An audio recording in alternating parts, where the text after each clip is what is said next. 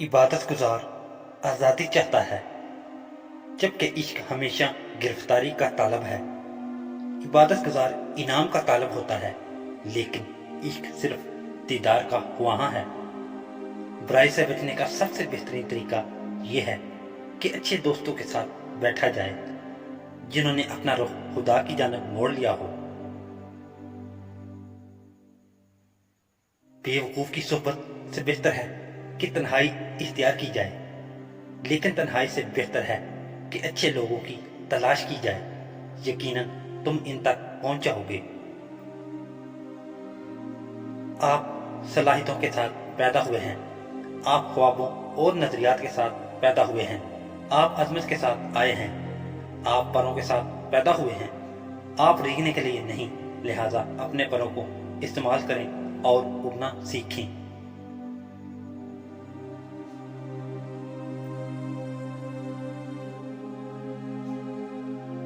दूसरों के कहने पर चलता रहा, अंधा था, हर किसी के बुलावे पर सर झुकाता रहा।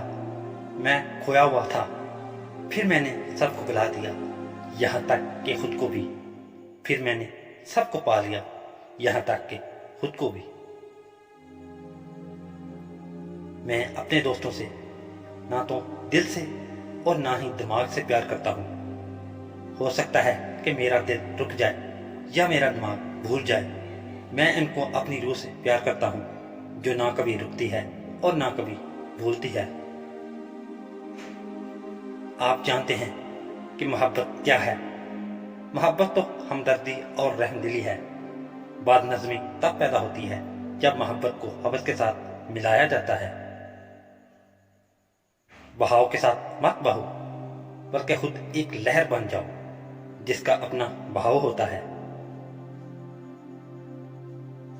आप समंदर में एक कतरे की मानद नहीं हैं, बल्कि आप वो कतरा हो जिसमें पूरा समंदर है।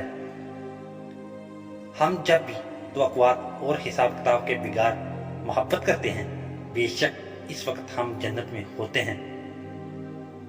जब आप रास्ते पर निकल पड़ते हैं, रास्ता खुद ही जाहिर होने लगता है।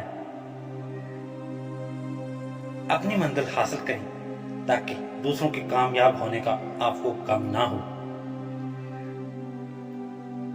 अपनी जिंदगी को शोलों पर रखें और फिर इन शोलों को हवा देने वाले लोगों को तलाश करें। अपने दिल को तब तक तोड़ते रहें जब तक ये खुल न जाए। जब तुम्हारा मासूम दिल टूट जाए तो समझ लो कि तुम अपने हकीकी महबूब को पा लेने की तरफ बढ़ रहे हो। आप बहुत दूर चल जाओगे, जब वापस लौटोगे तो घर में इसे पालोगे। नेकी और बदी के तसव्वुर से निकलकर अगले मकाम पर आ जाओ, मैं तुम्हें वहीं मिलूंगा।